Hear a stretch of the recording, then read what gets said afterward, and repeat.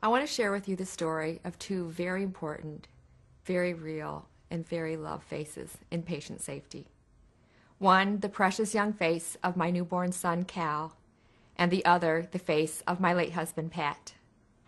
Cal was born a healthy baby boy on March 23, 1995, in a large, accredited hospital that delivers over 5,500 newborns a year. Cal was first noted to be jaundiced through visual assessment at 16 and a half hours old, but a bilirubin test was not done. Cal's skin was described to be jaundiced again through visual assessment when he was 23 hours old, but a bilirubin test was not done.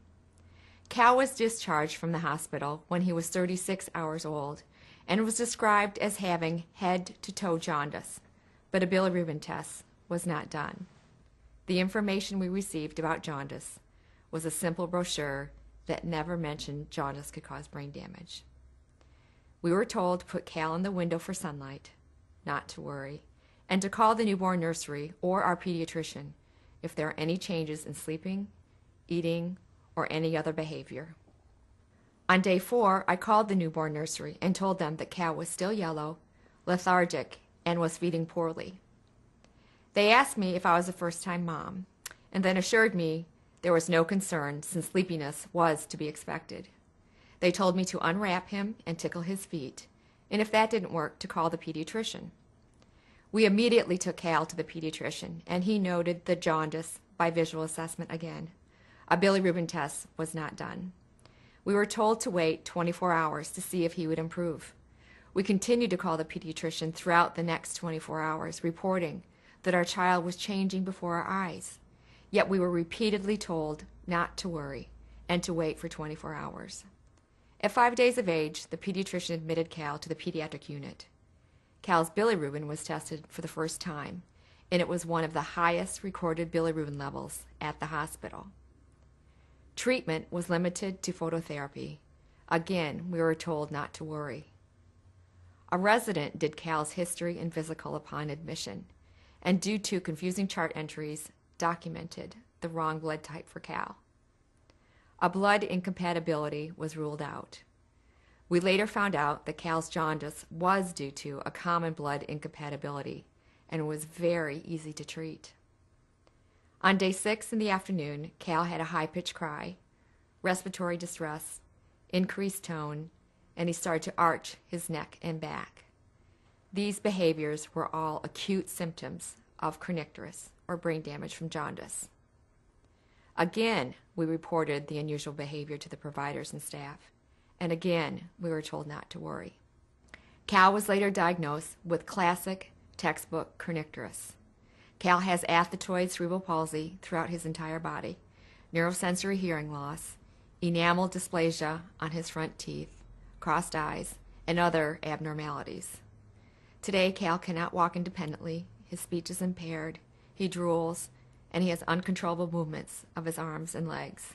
In 1999, my husband Patrick, who was a face of panache, ambition, confidence, and strength, also suffered a medical error. It was discovered that Pat had a mass in his cervical spine, and because of the size, shape, and behavior of the mass, it was thought to be a slow-growing benign tumor. With the help of our local referring doctor, Pat and I sought out the best neurosurgeon in the nation. The tumor was surgically removed, and a frozen section was sent to pathology.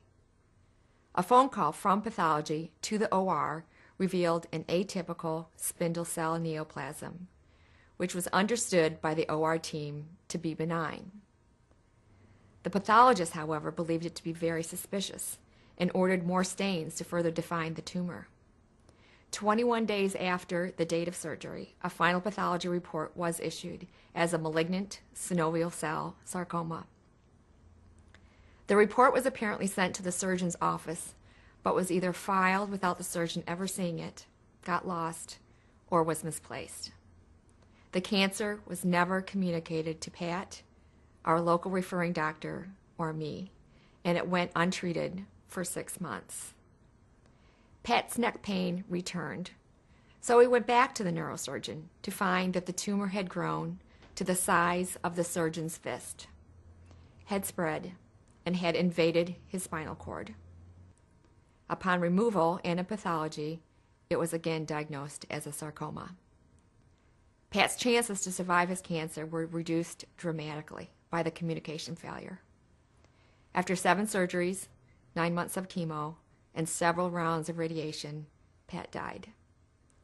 Both Cal's and Pat's errors are examples of simple yet catastrophic systems failure due to communication breakdowns and uncoordinated teamwork. Cal went through several layers of the healthcare system, and each layer failed to stop the succession of error. There was a system-wide failure to include Pat and me in Cal's care.